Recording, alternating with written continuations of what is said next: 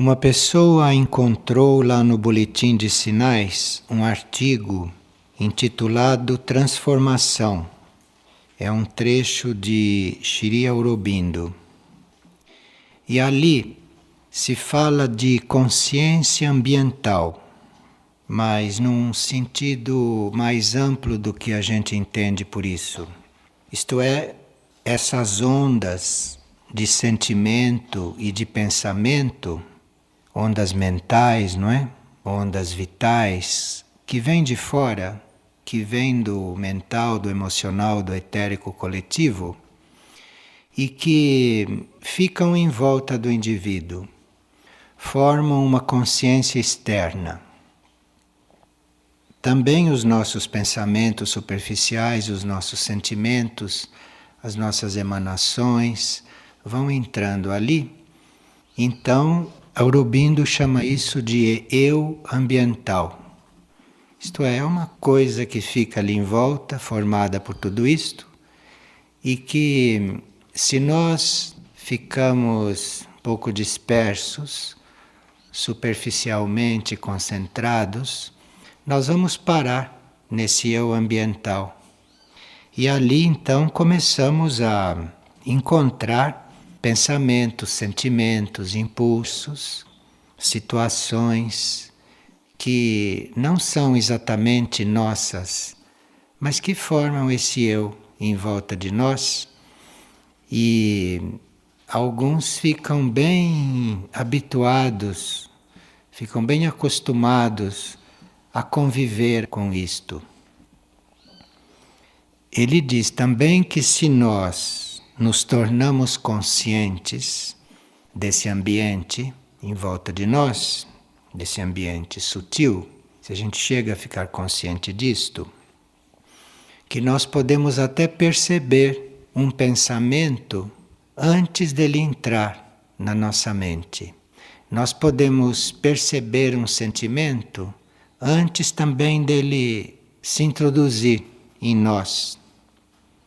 E assim com tudo, com as paixões, com as atrações, isto tudo é criado aí, neste lugar da consciência, neste eu ambiental, e nós acabamos nos confundindo com isso.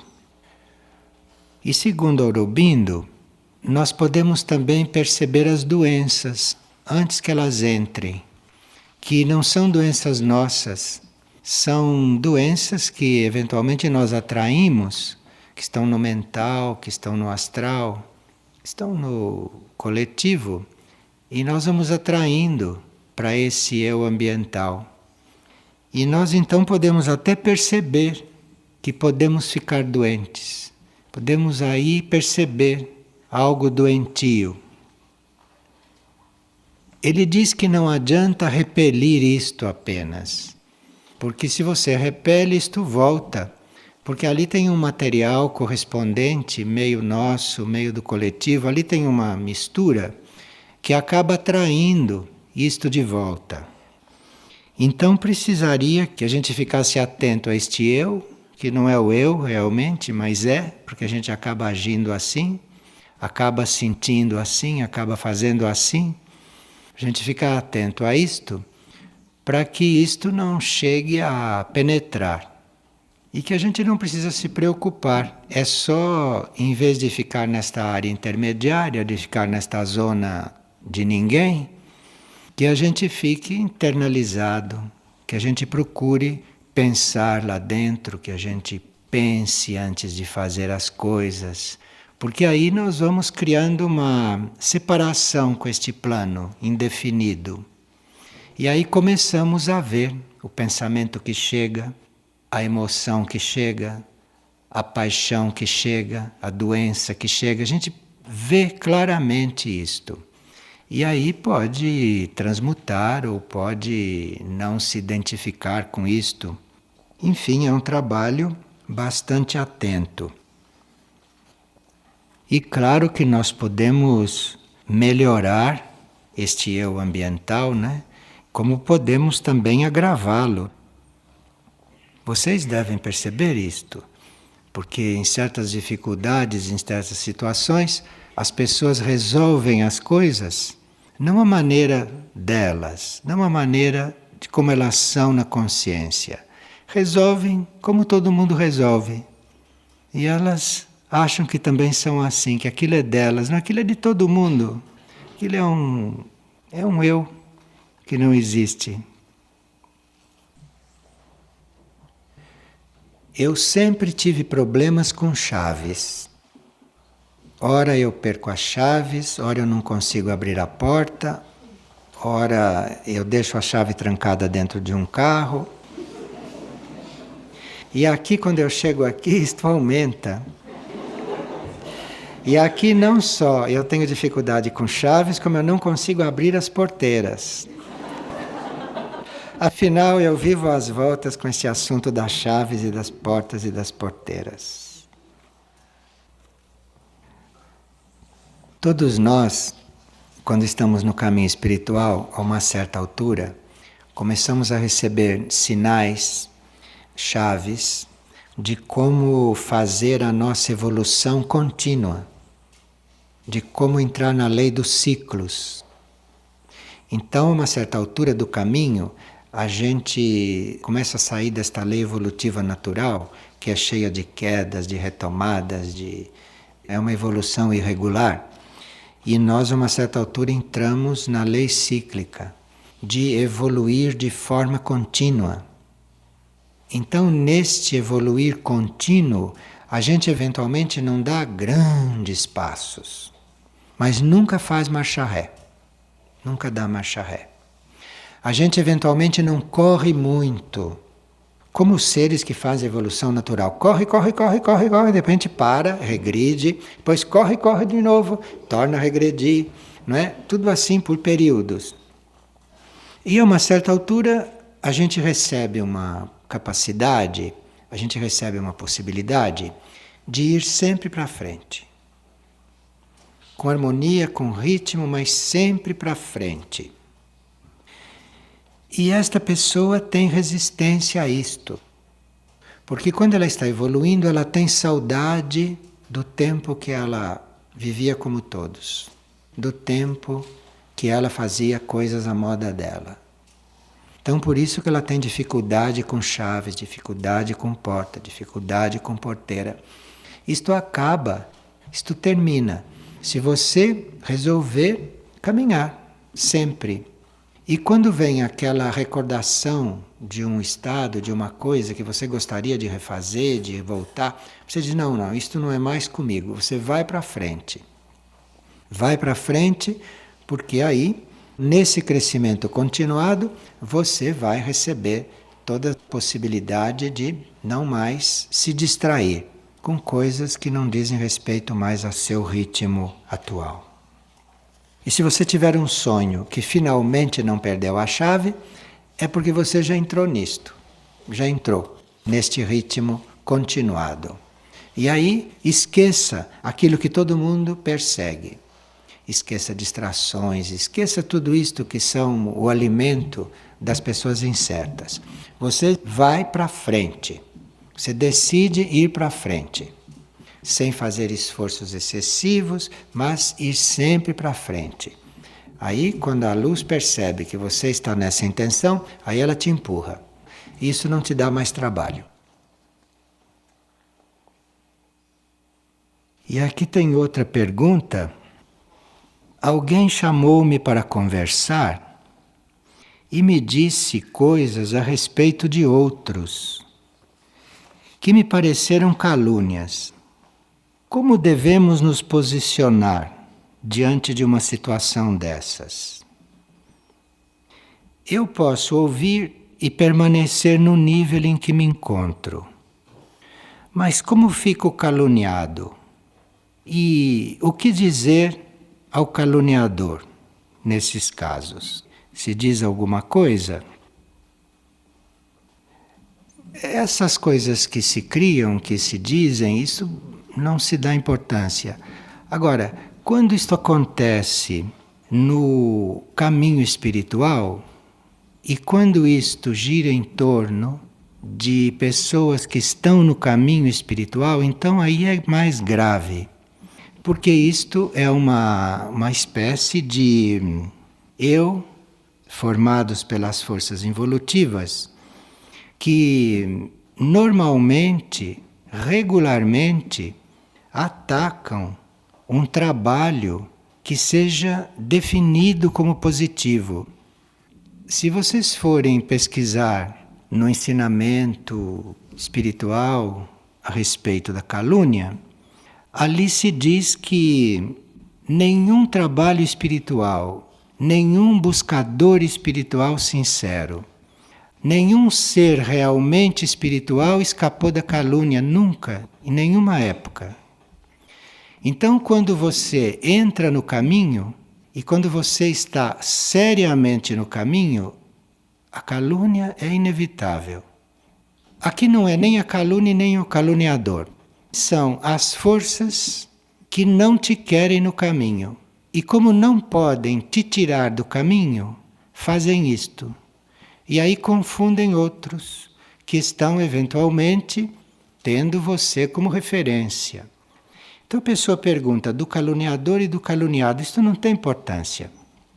Porque se o caluniado está no caminho e é caluniado, isto é sinal que ele atingiu um bom nível espiritual, tanto assim que atraiu este tipo de força, que atraiu este tipo de ação das forças involutivas.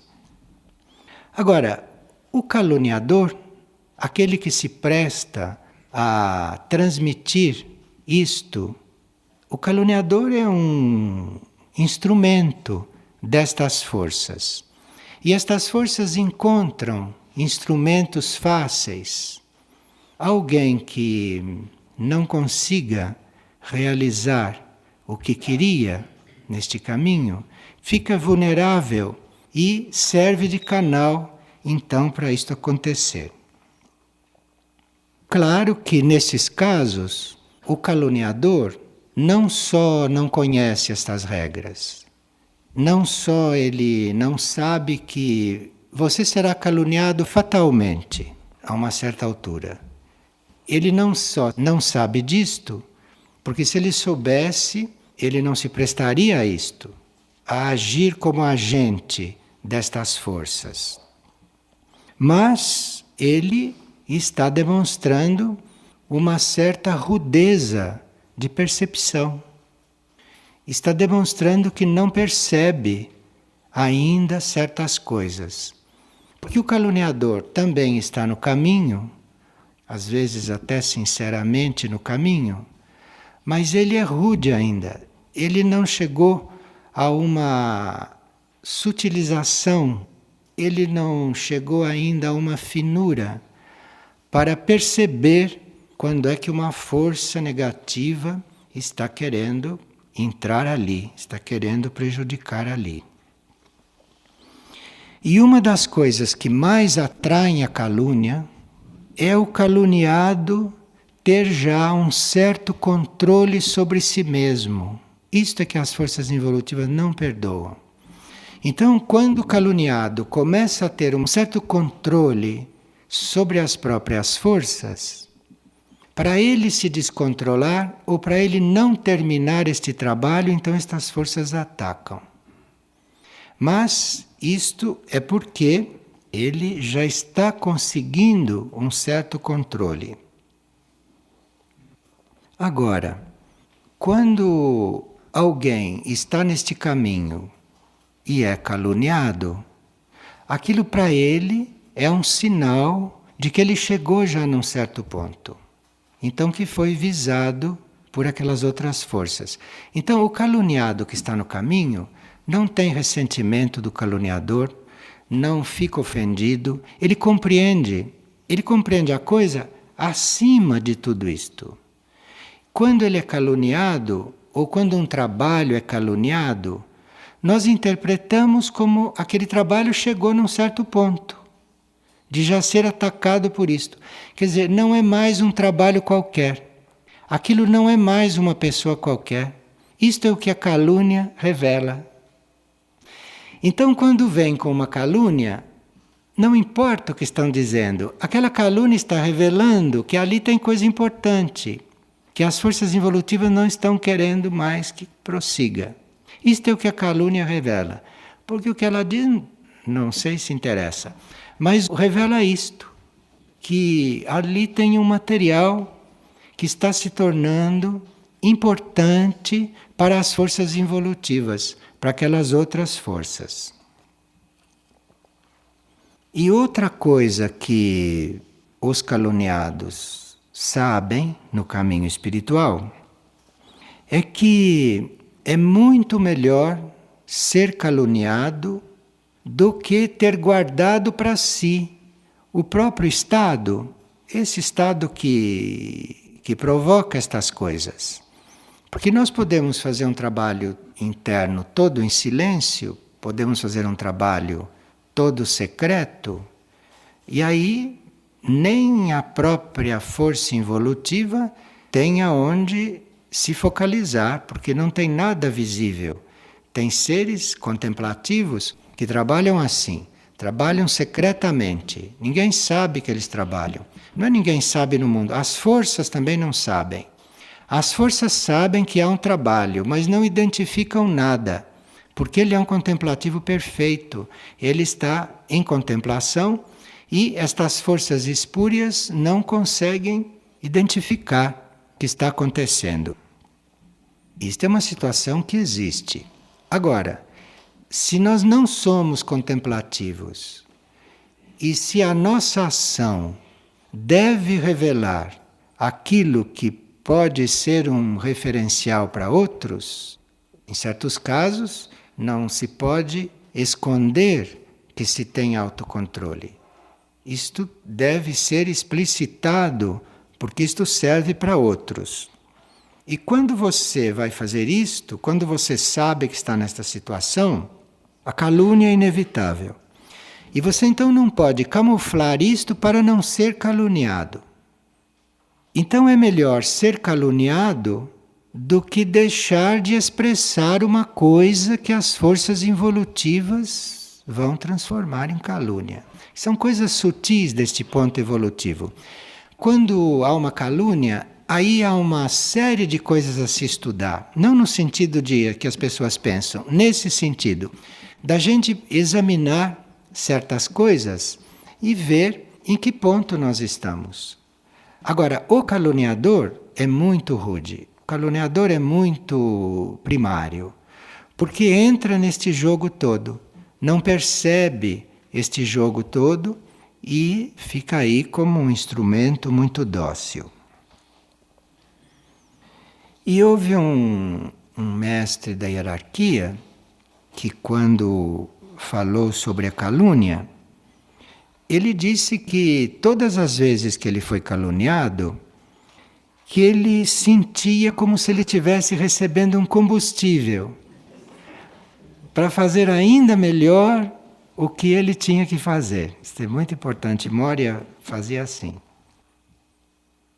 E Moria diz uma coisa também muito interessante.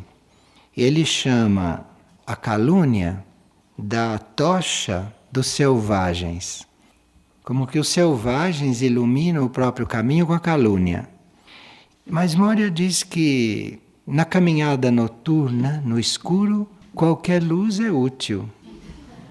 Então, isto tudo pode ser luz para uma caminhada. Bem, a pessoa diz, sentimos a nossa limitação ao querer ajudar alguém. Sentimos muita limitação para fazer isso. Nem sempre a limitação está em nós, que queremos ajudar. Pode ser que a limitação venha da própria pessoa que não quer ser ajudada naquele sentido. Ela não diz, e você também conscientemente não sabe. Mas você não consegue ajudá-la porque ela não quer. Nos planos internos, aí cria-se uma barreira, porque ela não quer, e você não consegue. Nem você sabe disso e nem a pessoa sabe disso. Porque nesse sistema solar, com a lei do amor, a ajuda é permanente, o amor flui permanentemente. Então, quando você não pode, não é que você não possa. Acho que o outro não quer. Então, o outro mesmo é que afasta, sem saber. Isso pode não ser consciente. Então, não precisaríamos lutar com essas resistências no outro. Nós teríamos que estar disponíveis para ajudar. E sabemos que cada pessoa tem o seu ritmo. Você está sempre disponível. E o fato de não poder quer dizer que ela não quer. Mas aí você continua disponível. E não se preocupe com isto. Porque de repente aquela pessoa entra num outro ritmo e depois já quer. Ou depois a sua ajuda é adequada para ela, isto pode acontecer a qualquer momento.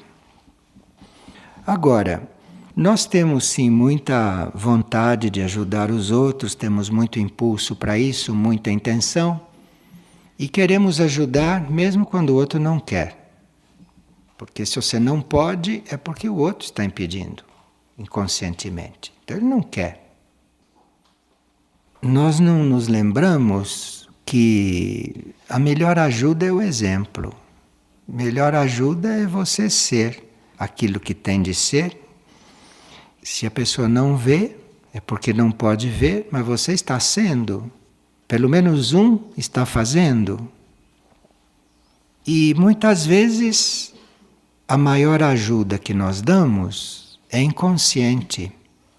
Inconsciente da nossa parte, isto é, nós não temos consciência de estar ajudando naquela direção, e o outro também não tem consciência de estar recebendo. Então, este assunto da ajuda é muito delicado, isto é um assunto muito oculto mesmo. Você pode pensar que não está ajudando, ou que não está ajudando o suficiente, ou que você quer ajudar e não pode. Mas pode estar acontecendo uma ajuda ali no plano inconsciente que você também não sabe. Você pode estar ajudando sem fazer nada. Isto é um campo muito sutil. E da mesma forma, o mal que nós fazemos também não é consciente. Nós podemos estar fazendo muito mal sem ter consciência disso, podemos estar recebendo muito mal sem ter consciência disto. Estas coisas são todas nestas dimensões psíquicas, terrestres, isso tudo acho que não é muito real, não. Nós realmente somos reconhecidos nos planos internos, pela hierarquia, pela nossa disposição e pela nossa capacidade de ajudar, pela nossa capacidade de ser positivo. Mesmo que aquilo não esteja sendo exercido como a gente gostaria ou como a gente imagina. A hierarquia não vê muito o que acontece. Nós somos vistos, nós somos observados por uma coisa muito imperceptível, pela nossa capacidade, pelo nosso potencial, pela nossa disposição a fazer alguma coisa. Porque nós podemos querer ajudar, queremos fazer tantas coisas positivas, mas pode não ser o momento daquilo, pode não ser o momento cíclico, pode a gente estar em prova, os outros estarem em prova, e não é você fazer ou não fazer a coisa principal. O importante é que você internamente, você dentro, você na sua essência, esteja disponível para aquilo, esteja pronto para aquilo. É por aí que nós somos vistos. Vistos e notados, porque certas situações podem não permitir que você faça o que estaria disposto a fazer. E não basta nós querermos, né? Tem todo aí um universo que tem uma ordem. E pode não ter chegado a hora de certas coisas dentro desse universo. Mas nós somos notados por aquilo que realmente somos, por aquilo que realmente temos dentro. Somos notados pela nossa intenção mais profunda. E tão logo haja circunstâncias para aquilo ser posto em prática, aí nós somos chamados. Nada se perde. Parece que nada está acontecendo, mas está tudo pronto. Então, chegando o momento cíclico, chegando o momento adequado, nós somos chamados e colocados na situação de ajudar, na situação de fazer. Então, esta questão da ajuda é muito sutil. E aqui uma pessoa tem visto várias vezes luzes no céu que lhe dão sinais, e uma vez recebeu até um certo impacto porque sentiu o poder magnético daquelas presenças. E ele, no fundo, achou que estava sendo agraciado, que estava sendo ajudado. Ele pergunta se isto vai se repetir e o que tem de ser feito. Essas consciências que trabalham, que servem aqui na Terra e que às vezes se manifestam, essas consciências marcam a sua presença conosco ou se mostram a nós quando conhecem as nossas intenções de fazer o bem, conhecem as nossas intenções positivas, senão não há por que aparecer. Nós somos tão conhecidos dessas consciências que eles percebem quando nós precisamos de alguma ajuda. Porque, às vezes, a nossa busca pode ser um pouco abstrata, pode ser um pouco sem comprovações. E essas consciências percebem quando a gente pode fraquejar de repente. Interromper a busca, não colocar na busca uma intenção firme. E quando o indivíduo tem méritos, quando o indivíduo é bom internamente, essas consciências usam a sua presença como que tentando evitar que a gente perca a fé, que a gente desanime, que a gente não prossiga. Como quem diz, olha, nós estamos aqui, isto tudo existe, o seu caminho é real, o seu caminho é verdadeiro. E o magnetismo que ele sentiu quando viu essas luzes caminharem diante dele no céu, o magnetismo que ele sentiu era toda esta força de confirmação que essas consciências estavam transmitindo para ele. Como quem diz, prossiga firmemente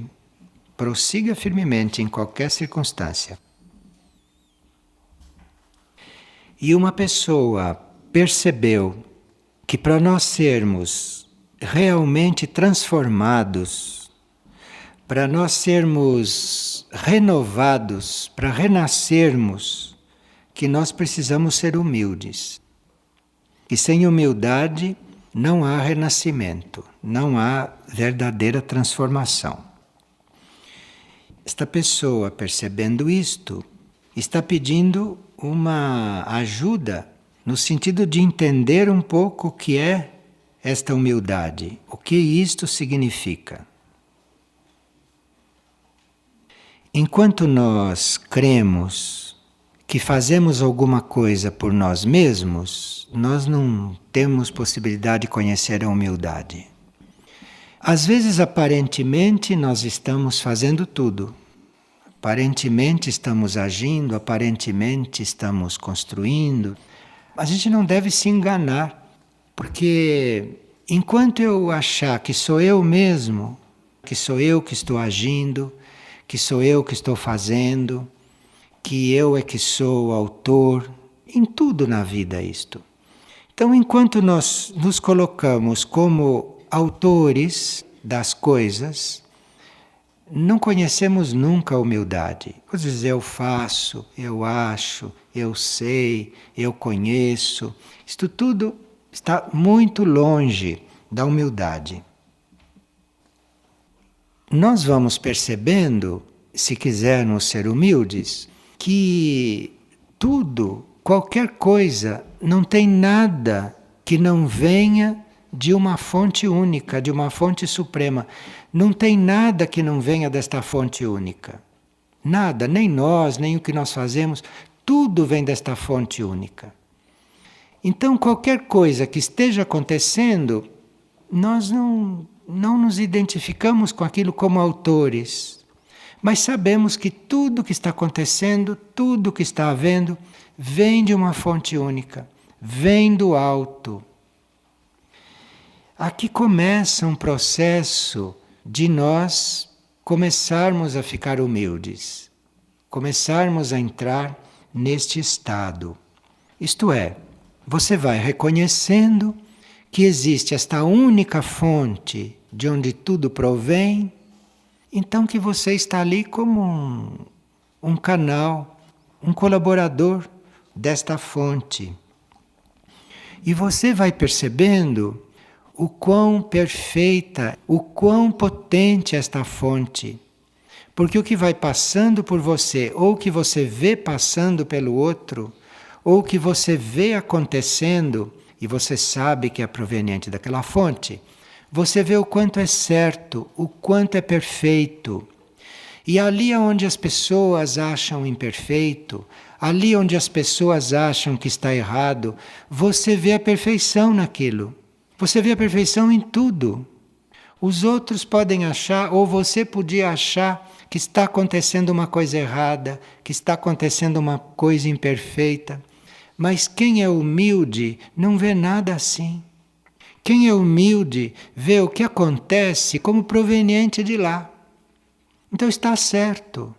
Pode não estar certo para a maioria. Pode não estar certo para o entendimento de todos, mas está certo. Não tem como estar errado.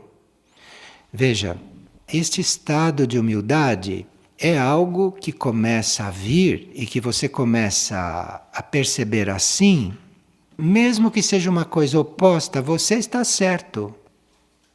Está certo porque veio daquela fonte.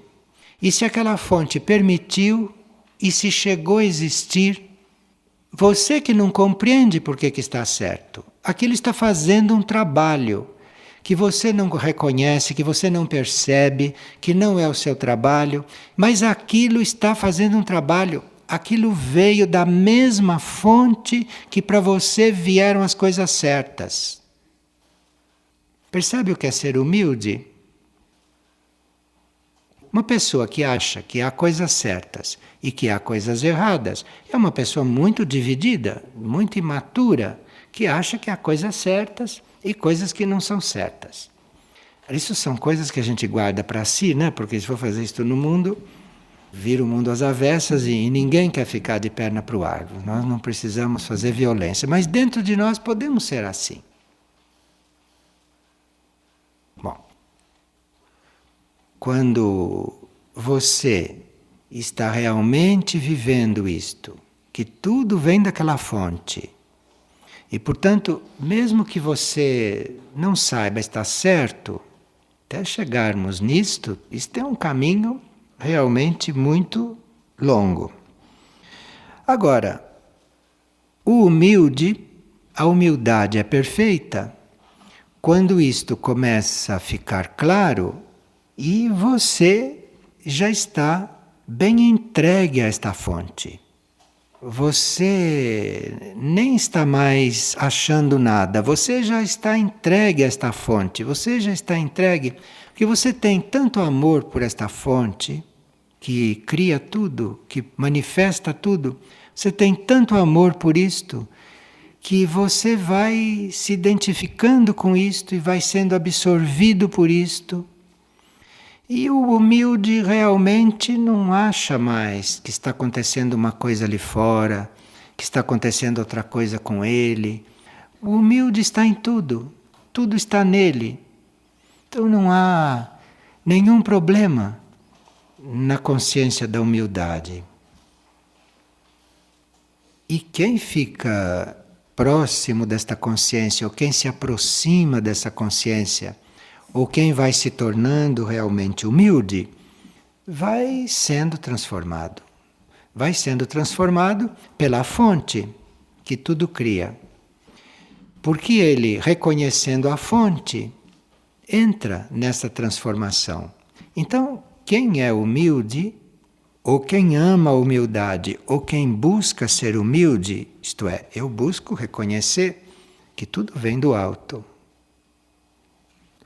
Então, isto parece muito distante, mas não é, porque se você fica nesta disposição de ser humilde, vem todas as provas para você ver como é que você está diante disto.